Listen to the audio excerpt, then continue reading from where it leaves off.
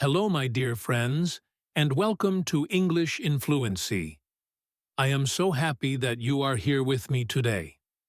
I am your host, Alex, and I want to start by thanking you for taking this time to improve your English and improve your life. I know that learning a language is a journey, and sometimes it can feel difficult, but you are doing a great thing by being here.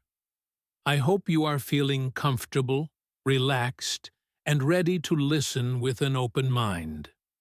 Today, we are going to talk about something that is incredibly important for your growth, not just in English, but in everything you do. We are going to talk about how to change your life by changing your environment. Have you ever felt like you are trying your best, but you are not moving forward? Maybe you want to speak English fluently, or maybe you want to get fit, or start a new project. You set your goals, you feel motivated for a day or two, but then slowly you slip back into your old habits. You stop studying, you stop exercising, you feel stuck. Many people think that this happens because they are weak or because they do not have enough willpower. They tell themselves, I am just lazy, or I don't have enough talent. But my dear friends, this is not true. The reason you feel stuck is often not about you. It is about where you are. It is about your environment. Environment is everything around you. It is the room you are sitting in right now. It is the people you talk to every day. It is the apps on your phone and the noise in the background. All of these things are sending messages to your brain, and most of the time, you do not even realize it.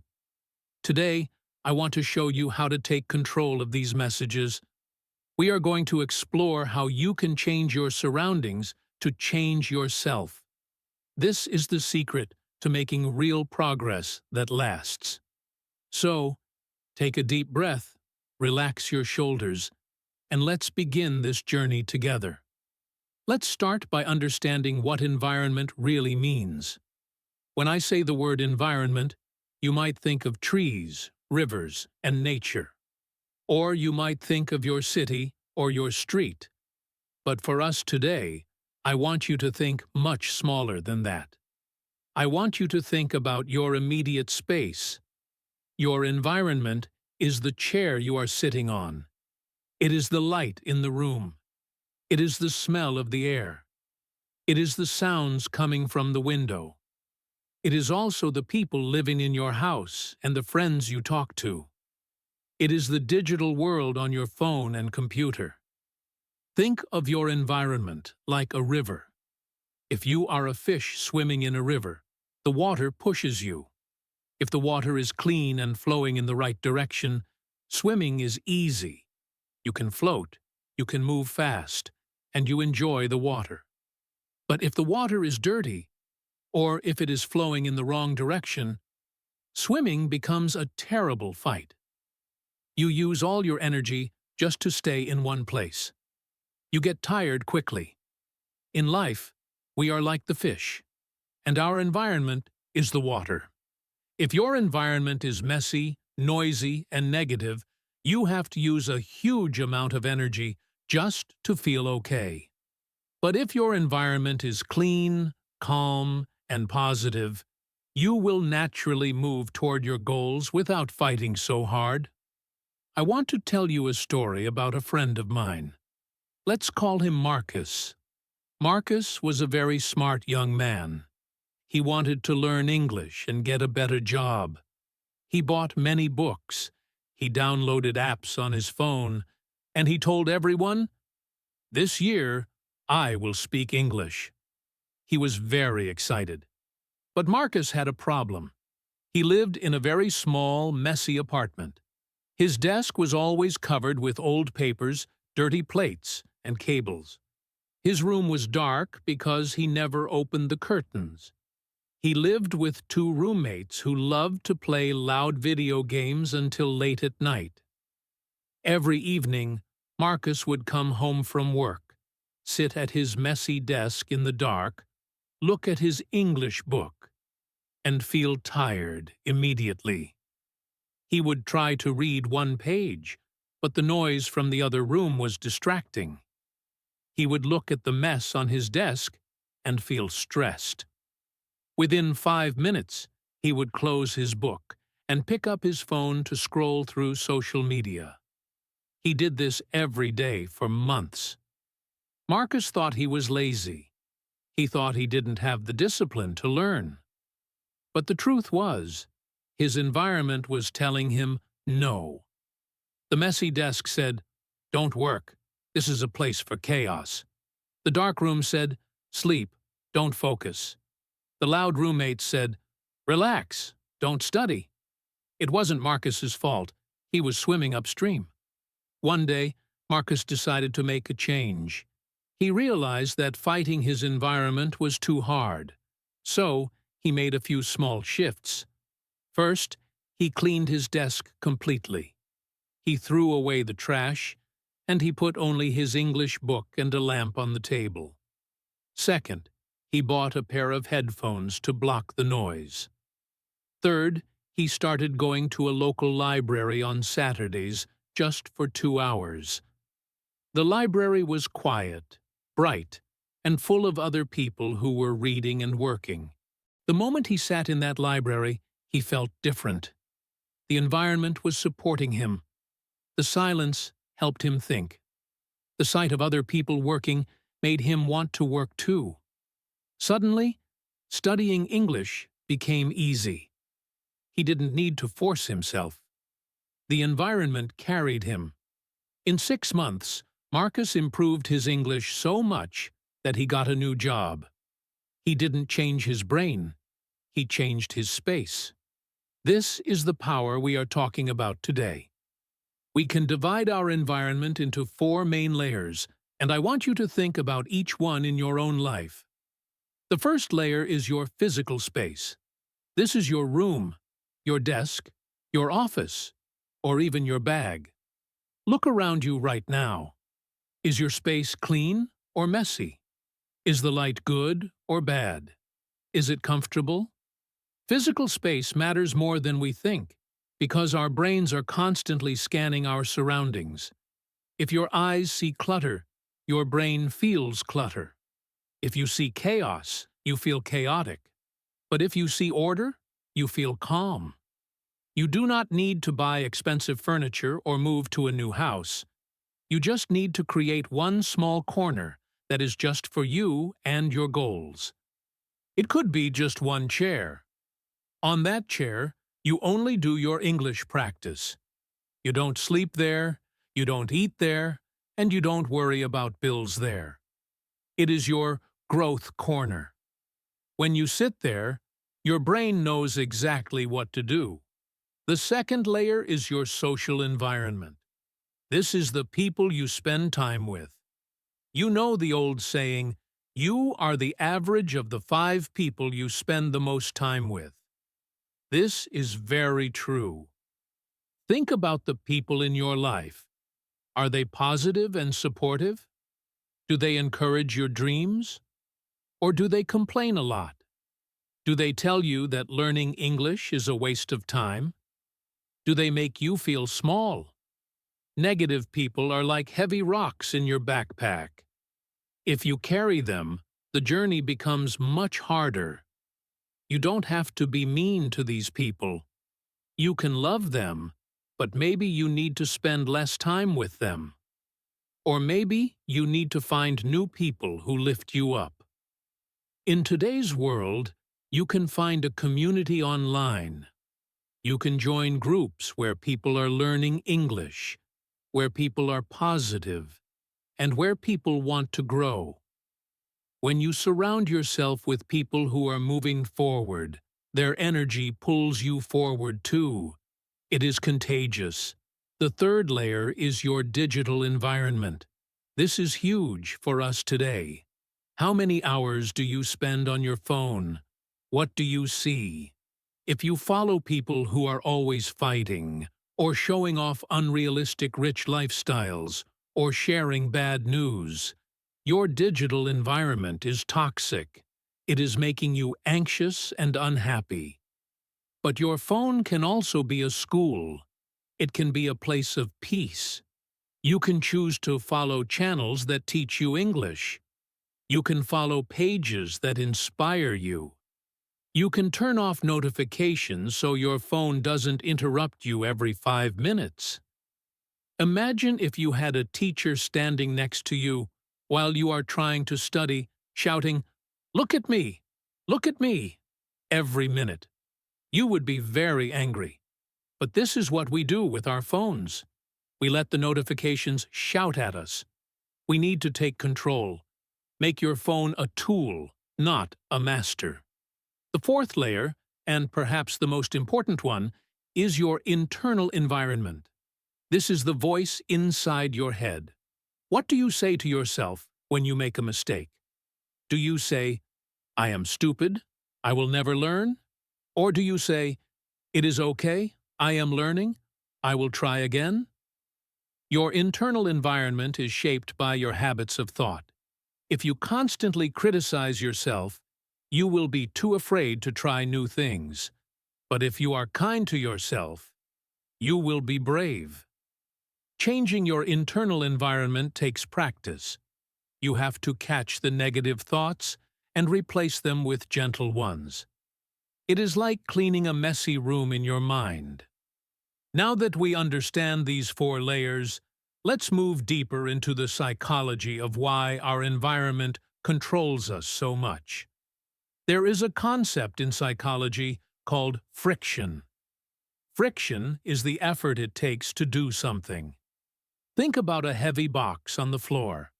If the floor is smooth and polished, you can slide the box easily. That is low friction. If the floor is rough and covered in sand, it is very hard to slide the box. That is high friction. In our lives, our environment creates friction. If you want to practice English, but your book is hidden inside a box in the closet, that is high friction. You have to stand up, walk to the closet, open the box, and find the book. You are tired before you start. But if your book is already open on your desk, waiting for you, that is low friction. You just sit down and start. You can design your life to have low friction for good habits and high friction for bad habits. For example, if you want to stop eating sugar, don't buy cookies. If there are cookies in the kitchen, that is low friction to eat them. But if you have to put on your shoes and coat and walk to the store in the cold rain to buy a cookie, that is high friction. You probably won't do it. You will eat an apple instead. See how this works? You are not using willpower. You are using design. Let me share another story with you. This is about a woman named Sarah. Sarah wanted to exercise every morning. She bought running shoes and nice workout clothes, but every morning, when the alarm rang at 6 o'clock, she would press snooze. She would stay in bed because the bed was warm and comfortable. The environment was pulling her back. She felt guilty. She thought, "I have no motivation." Then she read about friction. She realized that her morning routine had too much friction for exercise. She had to wake up, find her clothes in the dark, go to the bathroom, get dressed, and tie her shoes. It was too much work while she was sleepy, so she changed the environment. The night before, she laid her workout clothes on the floor right next to her bed. She put her running shoes right there too.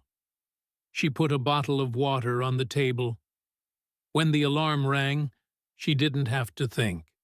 She just rolled out of bed, put on the clothes that were waiting for her, drank some water, and walked out the door. She removed the friction. She didn't need to be a super motivated person.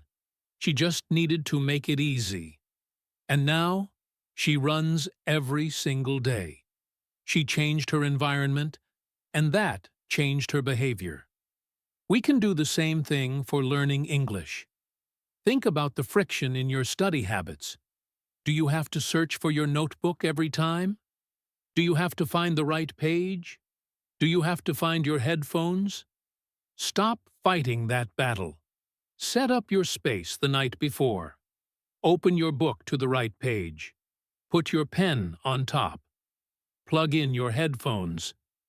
When you come to your study space, everything should be waiting for you, like a welcome friend. This small change can make the difference between studying and not studying. Another powerful psychological tool we can use is called priming.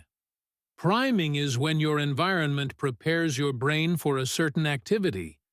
Have you ever walked into a library and suddenly felt quiet and serious? You didn't decide to be serious. The atmosphere of the library primed you. The smell of old books, the sight of shelves, the silence, all of these cues told your brain, be quiet and focus. You can use this at home. You can create a study ritual. Maybe your ritual is to make a cup of tea before you study. The smell of the tea, the warmth of the cup. These things become a cue. Every time you smell that tea, your brain knows, oh, it is time to learn English. Or maybe you listen to the same piece of classical music every time you read. Your brain creates a link between that music and focus. After a while, you just press play, and your mind switches into learning mode automatically. It is like magic. You are training your environment to work for you. Now, we must also talk about the invisible environment of time and routines. Our lives are made of habits, and habits are just loops in our brains. The loop starts with a cue, then an action, and finally, a reward. For example, you come home from work. That is the cue. You feel tired, so you sit on the sofa and watch TV. That is the action. You feel relaxed and entertained. That is the reward. Your environment helps create these loops. If your sofa is right in front of the TV when you walk in the door, the cue is very strong. To change a habit, you don't just need to try harder. You need to change the cue. You need to interrupt the loop. Let's say you want to read English instead of watching TV. You could walk in the door and go to a different room. You could leave your book on the kitchen table. You could create a new cue. When the cue changes, the action changes. It is not about fighting yourself, it is about rewiring the system. We also need to talk about the noise around us. Our world is very noisy. We have traffic noise, construction noise, music from neighbors, and the constant noise of our phones. This noise keeps our brain in a state of stress. When your brain is stressed, it cannot learn new things effectively. It is too busy watching out for danger. To learn well, you need a sense of safety and calm. This is why finding a quiet spot is so important. But sometimes you cannot find a quiet spot. If you live in a noisy city, maybe you cannot escape the noise outside. But you can change the noise inside your head. You can use headphones with white noise or brown noise. These sounds are very steady and calming. They mask the distracting noises of the world. They create a bubble of peace around you, even if you are on a noisy bus. If you are wearing your headphones and listening to the sound of rain or a soft fan, you can be in your own peaceful environment. You can transform a chaotic place into a sanctuary for learning. Let's pause for a moment and reflect on your own digital world again, because it is such a big part of our modern environment. Think about the last time you opened your phone. What was the first thing you saw? Was it a notification that made you happy? Or was it something that made you feel anxious?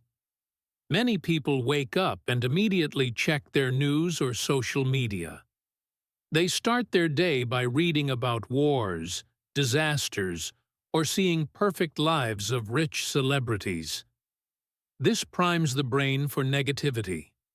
They start the day feeling, "The world is scary," or "I am not good enough." That is a terrible way to start your learning journey. Imagine if you ate a heavy, greasy meal for breakfast. You would feel slow and tired all morning. Negative information is like junk food for your mind. Instead, try to create a digital morning routine. Maybe your phone rule is no news until lunch. Maybe for the first hour of the day, you only listen to something positive, like an English podcast or common music. Feed your brain good food in the morning, and it will work better for you all day. Protect your attention like it is gold, because it is. Your attention is your life. If you give your attention to things that don't matter, you lose your life. If you give it to your growth, you build your life. Now, as we move forward in our discussion, I want you to think about the idea of default mode. Most of us live on default mode. We do what is easy. We do what the people around us do. We do what we have always done. But to change your life, you have to switch off default mode. You have to become the designer of your life. You have to ask yourself, does this space serve me? Does this person help me? Does this app make me better? If the answer is no, you have the power to change it. It might feel uncomfortable at first. Change is always a little scary. But staying the same when you are unhappy is even scarier. You are worth the effort. You deserve a space that helps you fly, not a space that keeps you on the ground. We are going to move now to the second part of our journey, where we will look at how to identify the specific things in your environment that are hurting you, and exactly how to fix them, step by step. Welcome back to the second part of our episode on English in Fluency. I am Alex, and I am so glad you are still with me. We have been talking about the power of environment. We talked about the layers of your world: physical, social, digital, and internal. Now, we need to put on our detective hats. We need to look closely at your life and find the traps. These traps are the things that are secretly draining your energy and stopping your progress. You might not see them because they are so normal to you. They are like a background noise that you have stopped hearing. But once you identify them, you can remove them. The first trap is the clutter trap. Clutter is visual noise. When you look at a surface that is covered in things, your brain tries to process every single item. Even if you don't realize it, a small part of your brain is looking at that stack of old magazines, that pile of clothes, that random cup. It creates a low level of constant stress. It uses up your mental RAM. This is why it is so hard to focus in a messy room. You are trying to learn English grammar, but your brain is busy processing the mess. To fix this, you don't need to be a professional organizer. You just need to start small. Pick one small area. Maybe just your desk. Maybe just the top of your dresser. Clear everything off. Wipe it clean. Now, put back only 3 things. Only the things you really need for your English practice: a lamp, your notebook, your pen. Look at the empty space. How does it feel? It feels light, doesn't it? It feels peaceful. That empty space is a place for your mind to rest. When you have less stuff to look at, you have more space to think. This is why monks and great thinkers often live in simple spaces. They know that less stuff equals more clarity. The second trap is the convenience trap. We talked about friction, but this is the other side of the coin. We make bad habits too easy. If your phone is in your pocket, you will touch it. If the remote control is on the arm of the sofa, you will watch TV. If there is junk food in the drawer, you will eat it. You are not weak. You are just following the path of least resistance. The environment is making the wrong choice, the easy choice. To fix this, you need to create inconvenience for bad habits. Put your phone in another room when you study. Put the remote control in a drawer. Put the junk food on a high shelf, or, better yet, don't buy it. Make the bad habit hard to do. At the same time, make the good habit so easy that it is harder to say no than to say yes. Put your English book on your pillow. Put your running shoes in front of the door. Make the good choice the only choice. Design your life so that success happens almost by accident. The third trap is the toxic people trap. This is the hardest one to deal with because people are not objects. You can't just throw them in the trash. But you can change how much you let them affect you. Think about a friend or family member who always complains.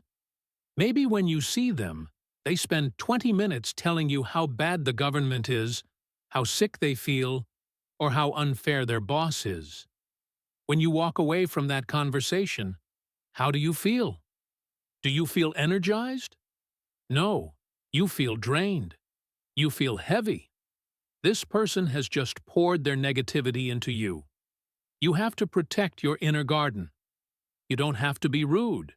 You can listen for a minute and then gently change the subject. You can say, "I am so sorry you are having a hard time, but I am trying to focus on positive things today because I want to learn English. Can we talk about something happy?" If they refuse to stop being negative, you can spend less time with them. It is not selfish. It is necessary. You cannot grow if you are constantly being pulled down by others. You need to surround yourself with sunshine people, people who make you feel warm and bright. Let's talk about a man named Robert. Robert worked in an office with a group of colleagues who loved to gossip. Every lunch break, they would sit together and talk bad about other workers. Robert didn't really enjoy it, but he sat with them because he didn't want to be alone. He found that after lunch, he felt cynical and angry. His mood was ruined for the whole afternoon. He realized this environment was toxic. So, he decided to change. He started taking his lunch and eating in the park outside. At first, he felt lonely, but then he started listening to English audiobooks while he ate. He enjoyed the fresh air and the trees. He felt his mood lifting. He returned to work feeling refreshed and calm. By simply changing where he ate lunch, he changed his mental state. He removed himself from the gossip and fed his mind with English instead. This small change in his social environment had a huge impact on his happiness and his learning. The fourth trap is the digital addiction trap. We touched on this before, but we need to go deeper. Apps and websites are designed by geniuses to be addictive. They use bright colors, sounds, and vibrations to keep you looking. They want you to stay on their app as long as possible so they can show you ads. They know how your brain works. They give you a little hit of dopamine, a happy chemical, every time you see a new like or a new message. It feels good, so you keep scrolling. But this is stealing your time and your focus. You are losing hours of your life that you can never get back. To fight this, you must be the boss of your technology. Turn off notifications. You don't need to know the second someone likes your photo. You can check once a day. Use grayscale mode on your phone. This turns the screen black and white. It makes the screen boring, so you don't want to look at it as much. Delete the apps that you waste time on. If you can't delete them, move them to a folder that is hard to find. Treat your phone like a tool, like a hammer or a brush. You pick it up when you need it, and then you put it down. You don't walk around holding a hammer all day, do you? No, that would be silly. So don't walk around holding your phone all day. Now, let's talk about creating a growth sanctuary. This is a specific environment that is purely dedicated to your improvement. It can be a physical place, or it can be a block of time. I want you to imagine your perfect learning space. What does it look like? For me, Alex, I imagine a quiet corner with a comfortable chair. There is a window with a view of trees or the sky. The light is soft, not too bright. There is a small table with a notebook and a pen. There is no computer, unless I am using it for a specific lesson. There are no other papers or clutter. There is a smell of lavender or vanilla, which is calming. There is no TV in the background. The only sound is silence or the sound of rain. When I sit in this space, I feel safe. I feel focused. This is my sanctuary. Now, you might not have the perfect room. You might live in a busy house with kids or roommates. You might not have a window view. But you can create a version of this. You can use headphones to create the silence. You can use a small lamp to create the light. You can use a screen to block out the rest of the room. You can choose a specific time, like early in the morning before everyone wakes up, and call that your sanctuary time. During that time, nothing else exists. No bills, no problems, no noise. It is just you and your growth. It is also important to think about your body as part of your environment. Your body is the house you live in 24 hours a day. If your body is tired, hungry, or uncomfortable, it is very hard to learn. Part of changing your environment is taking care of your physical self. Are you drinking enough water? When your brain is dehydrated, it shrinks slightly and doesn't work well. Are you sitting in a good chair? If your back hurts, you can't focus on English verbs. Are you getting enough sleep? Sleep is when your brain organizes everything you learned during the day. If you don't sleep, you lose the information. Taking care of your body is not selfish. It is part of your learning strategy. When you eat healthy food, sleep well, and sit comfortably, you are building a biological environment that supports your success. I also want to mention the power of visual cues. Your brain understands images very quickly. You can use this to your advantage. Put sticky notes around your house with English words you want to learn. Put one on the bathroom mirror with a word like confident. Put one on the fridge with a word like energy. Every time you see these words, you read them. You learn them without trying. You can also put pictures of your goals on your wall. Do you want to travel to London? Put a picture of Big Ben on your desk. Do you want to get a job that requires English? Put a picture of the office building or the job title on your wall. These pictures act as reminders. When you feel lazy, you see the picture, and you remember why you are studying. The environment gives you the motivation you need. Let's talk about the environment of sound again. I mentioned silence, but music can also be a great tool. However, you must choose the right music. Songs with English lyrics can be distracting. Because your brain wants to listen to the words. Instead, listen to instrumental music. Classical music, jazz, or lo-fi beats are perfect.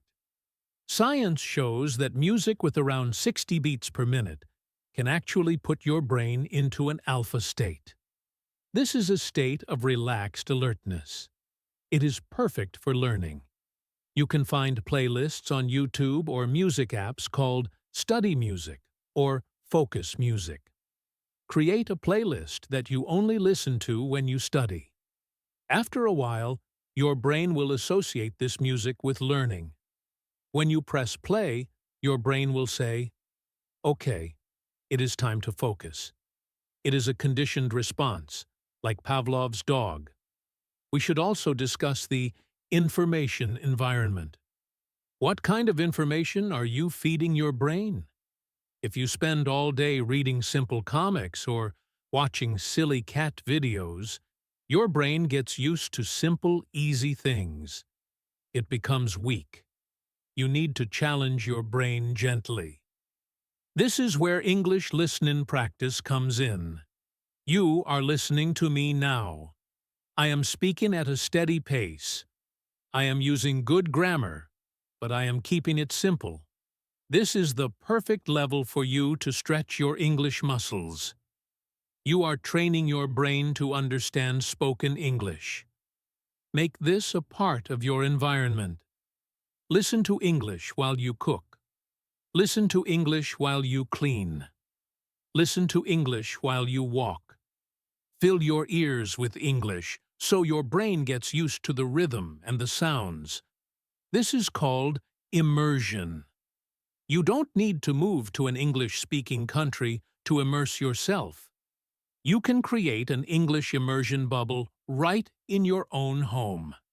Just change the language of the information you consume. Now, I want to address the emotional traps that exist in our environment. Sometimes, our environment holds memories. Maybe you sit at a desk where you used to do a job you hated.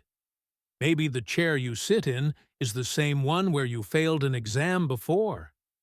These objects carry emotional weight. When you sit there, you unconsciously remember those bad feelings.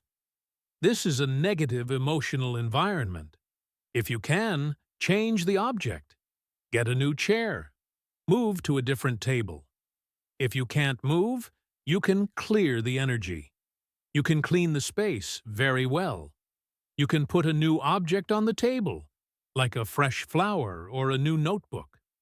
Tell yourself, this is a new start. The past is gone. You can reprogram the emotional cue of that space. Another aspect of environment is routine. Your routine is the structure of your day. A chaotic routine creates a chaotic mind. A stable routine creates a stable mind. You don't need to have a strict schedule like a robot, but having a general rhythm helps. For example, try to study at the same time every day. Maybe it is always at 7 in the evening. When 7 o'clock comes, your body and brain start to prepare. You get into the habit. It becomes automatic. You stop thinking, should I study? You just do it because that is what happens at 7. This removes the need for willpower. It just becomes part of your day, like brushing your teeth. As we near the end of this part, I want you to think about the concept of protecting your flow. Flow is that magical feeling when you are doing something and you lose track of time. You are so focused that nothing else matters. This is the best state for learning. But flow is fragile. It is easily broken. A phone call, a loud noise, or a knock on the door can break your flow, and it takes 20 minutes to get back into it. You must protect your flow time. Tell your family, I am studying for 1 hour.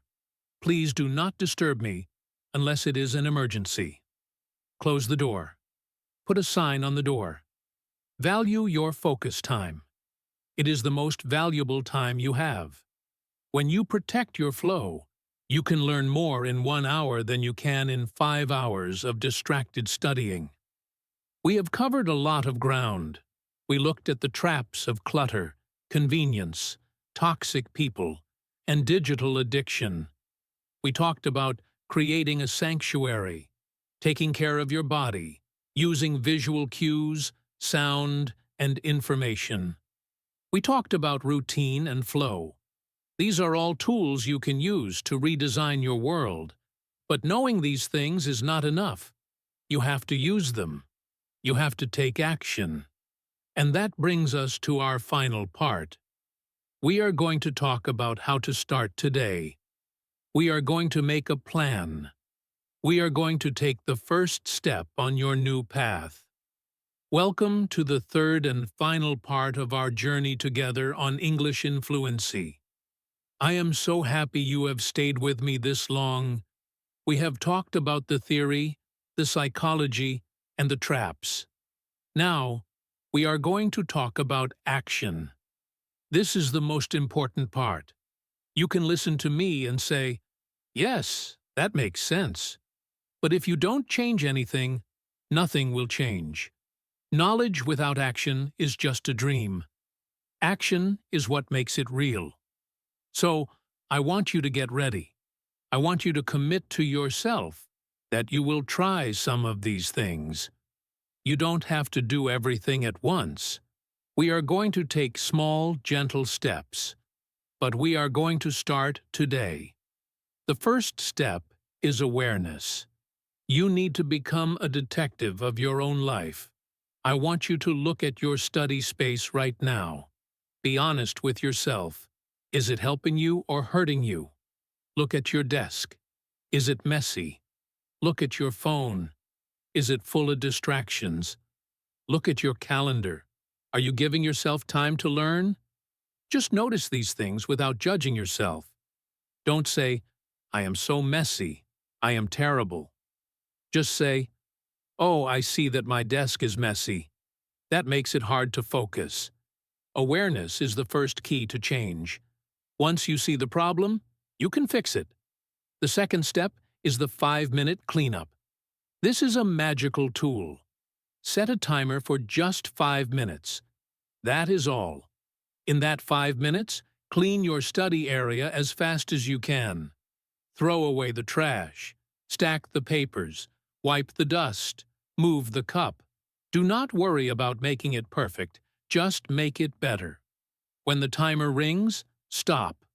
You will be surprised at how much better the space looks, and you will feel a little spark of accomplishment. That spark is motivation. Don't wait until you have hours to clean. Just do 5 minutes. Do it today, right now, if you can. Your future self will thank you. The third step is creating your English trigger. We talked about cues.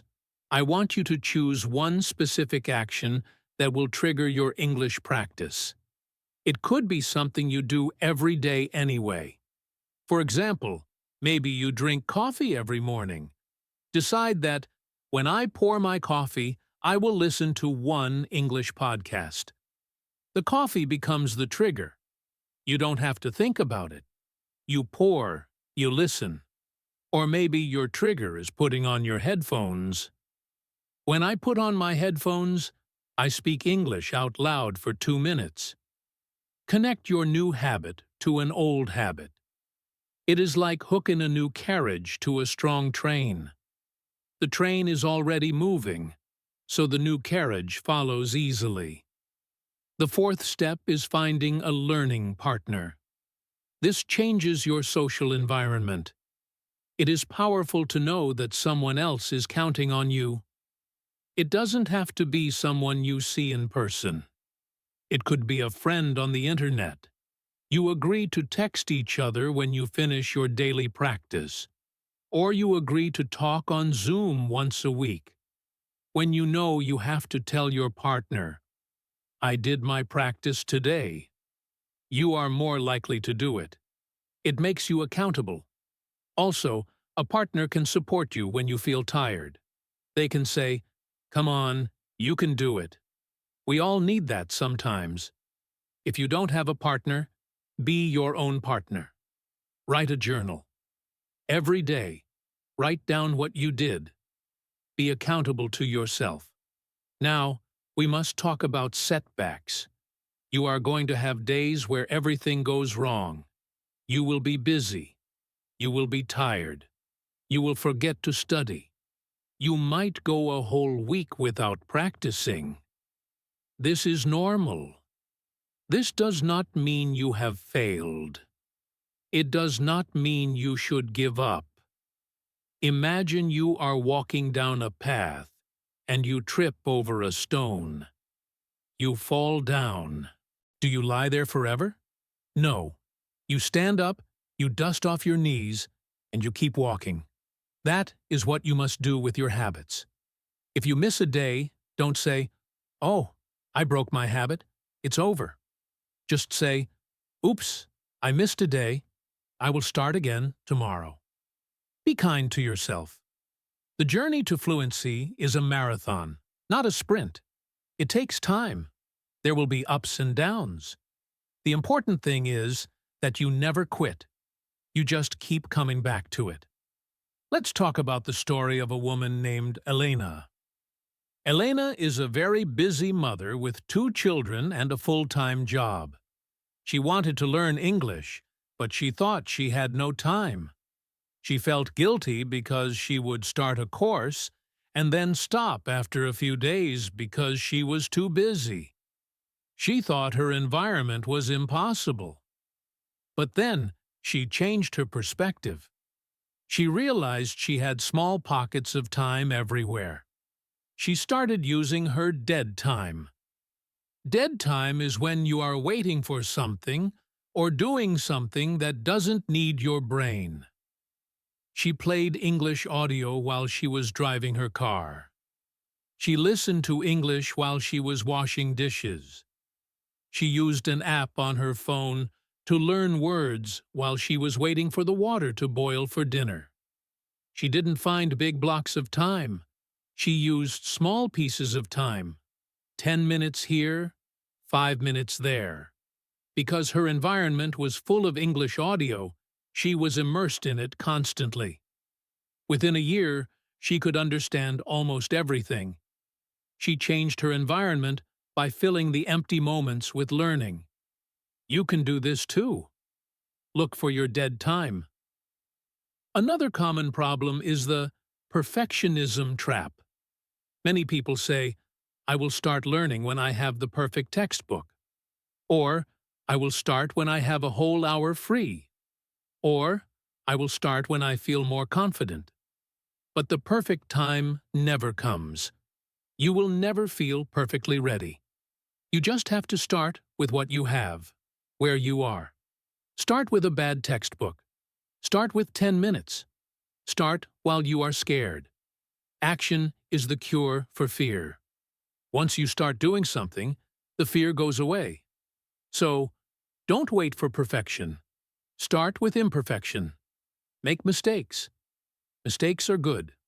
Mistakes are how we learn. If you are making mistakes, it means you are trying. Celebrate your mistakes. I also want to encourage you to make your environment fun. Learning should not be a punishment. If it is boring, you will stop. So, find ways to make it enjoyable. Watch funny videos in English. Read comic books in English. Listen to songs in English and try to sing along. Play games in English. If you like cooking, find recipes in English and follow them. If you like sports, read about sports in English. Connect English to the things you already love. If you love something, you will spend time on it. If you spend time on it in English, you will learn.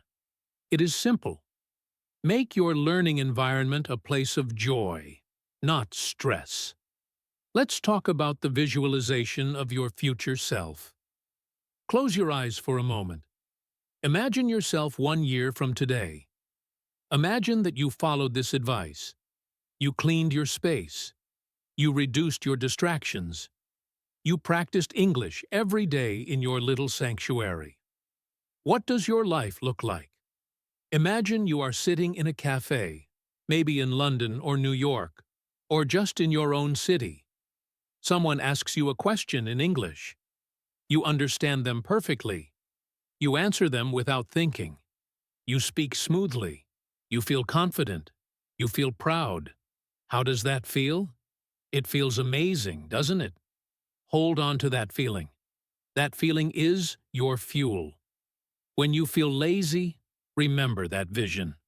Remember that you are becoming that person.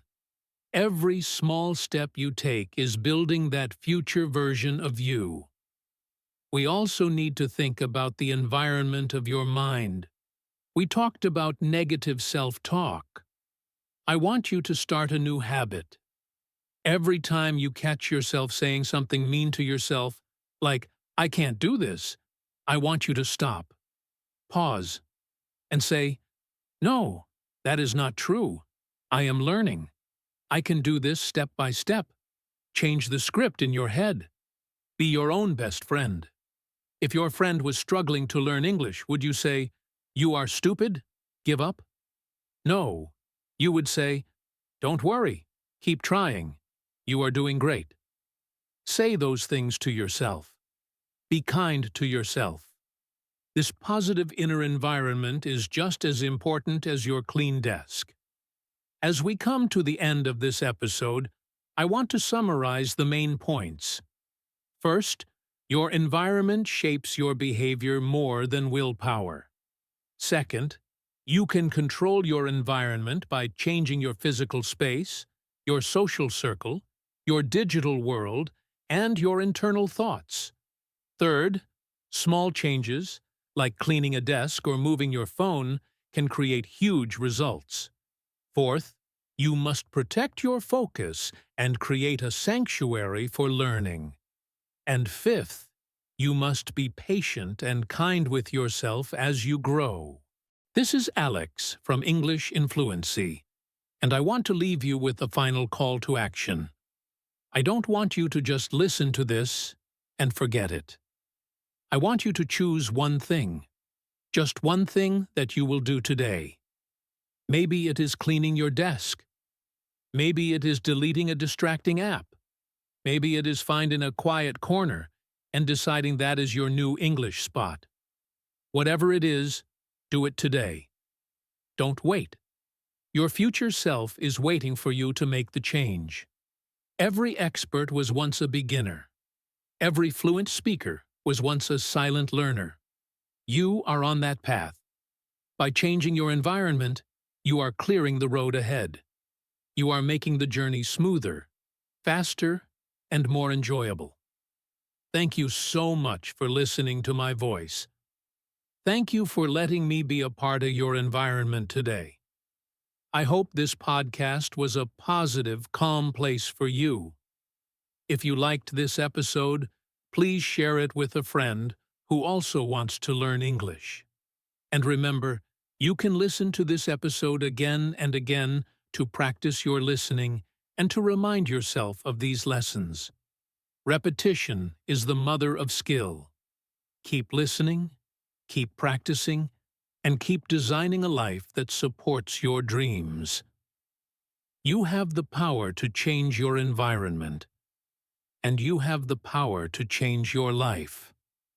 I believe in you. See you in the next episode. Goodbye for now.